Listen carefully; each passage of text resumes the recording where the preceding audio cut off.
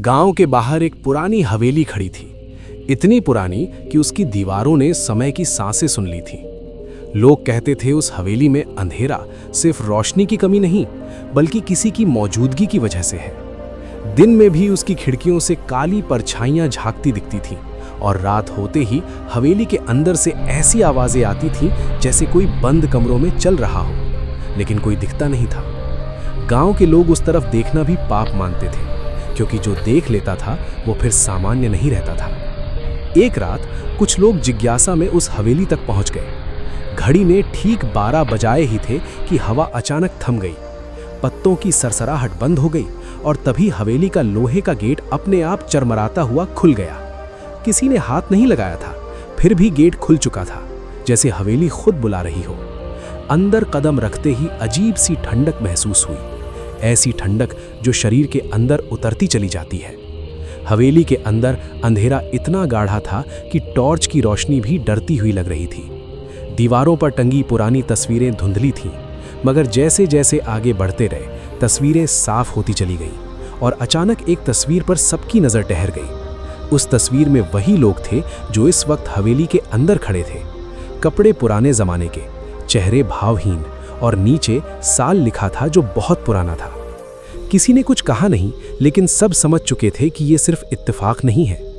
तभी पीछे से दरवाज़ा जोर से बंद हुआ। आवाज़ इतनी तेज थी कि हवेली की दीवारें कांप उठीं। उसी पल किसी ने महसूस किया जैसे किसी ने कान के पास फुसफुसा कर कुछ कहा हो, लेकिन शब्द साफ नहीं थे।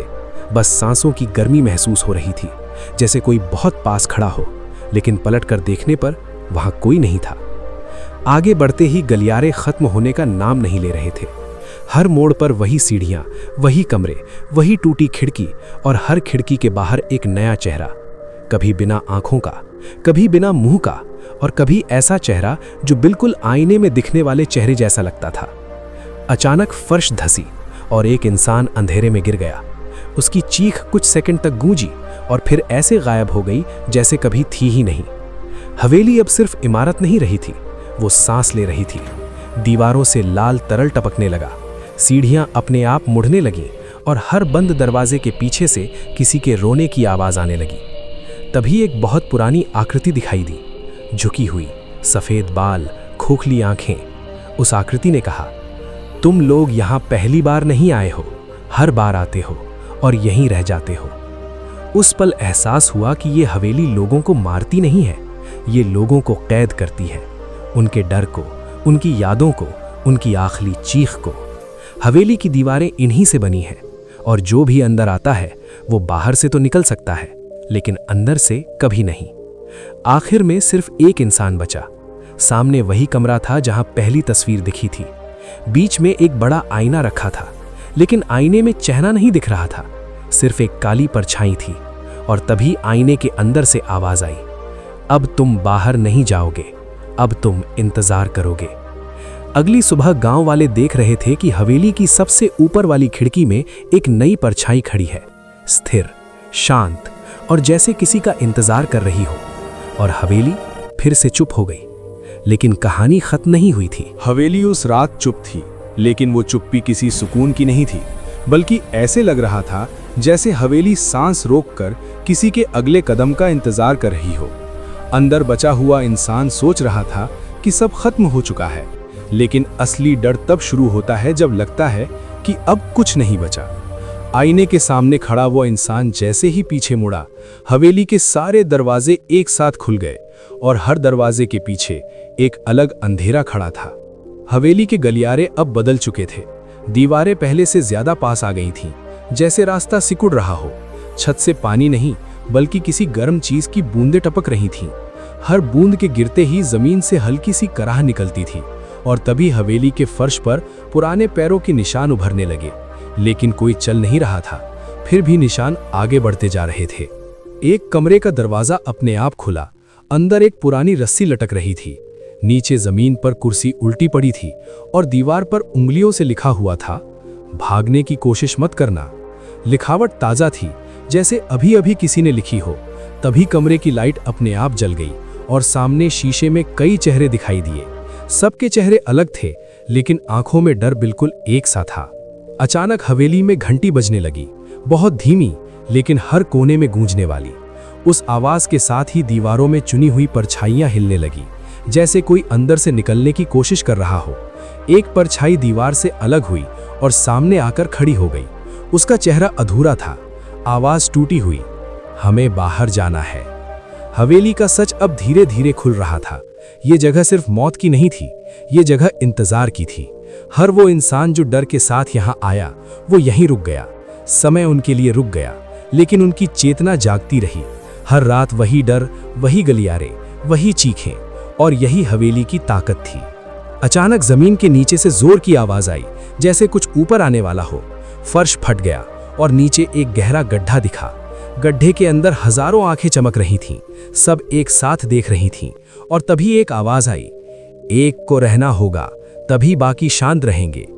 हवेली सौदा कर रही थी। दीवारों पर लगी तस्वीरें अब हिलने लगीं।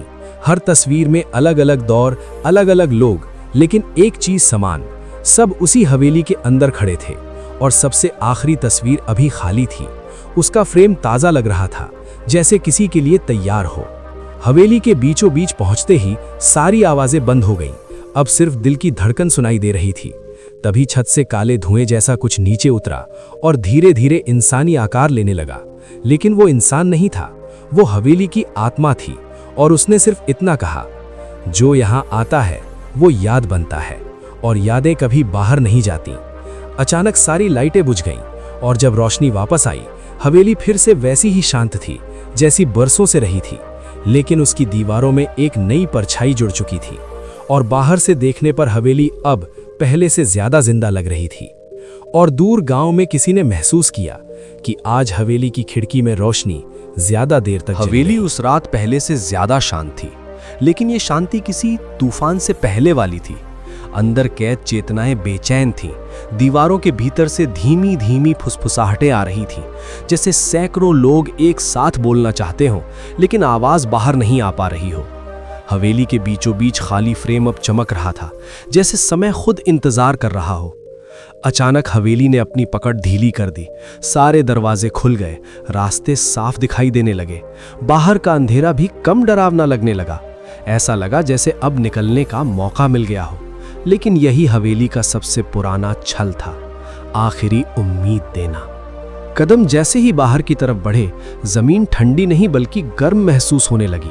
हर कदम के साथ पीछे की दीवारें फिर से पास आती गईं और अचानक हवेली ने बोलना शुरू किया।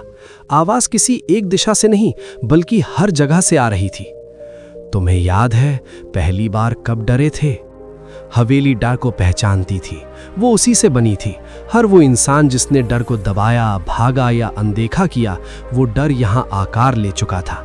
इसलिए हवेली कभी खाली नहीं होती थी, वो बाहर से लोगों को बुलाती नहीं थी, डर खुद लोगों को यहाँ ले आता था। दीवारों पर अब चेहरे नहीं बल्कि यादें दिखने लगीं। अंधेरा कमरा, बचपन की चीख, अचानक बुझी हुई लाइट, बंद दरवाज़ा, सब कुछ वही था जो दिमाग सबसे पहले भूलने की कोशिश करता है। और तभी समझ आया कि हवेली किसी जगह का नाम नहीं, ये एक सीमा थी जहां इंसान अपने डर से भाग नहीं सकता। खाली फ्रेम अपने आप भरने लगा, कोई तस्वीर नहीं बल्कि एक परछाई। और जैसे ही वो परछाई पूरी हुई, हवेली में कंपन रुक गया, फुसफुसाहटें शांत हो गईं। अंदर कैद चेतनाओं को पहली बार सुकून मिला, क्योंकि हवेली को जो चाहिए था वो मिल चुका था। लेकिन तभी आईने में कुछ बदला। अब सिर्फ काली परछाई नहीं थी, अब दो आंखें थीं, जागती हुई, देखने वाली, इंतजार करती हुई। हवेली ने अपना अगला काम शुरू कर दिया था, क्योंकि एक बार शांति मिलना हवेली के लिए अंत नहीं, शुरुआत होती है। बाहर गांव में लोग कहेंगे कि उस रात हवेली से कोई बाहर आया था। कुछ लोग कहेंगे कि हवेली पहले से ज्यादा खामोश हो गई है। लेकिन सच्चाई कोई नहीं जानता, क्योंकि सच वही देख पाता है जो अगली बार हवेली की तरफ देखे। और शायद इस वक्त भी कोई हवेली तुम्हें देख रही हो।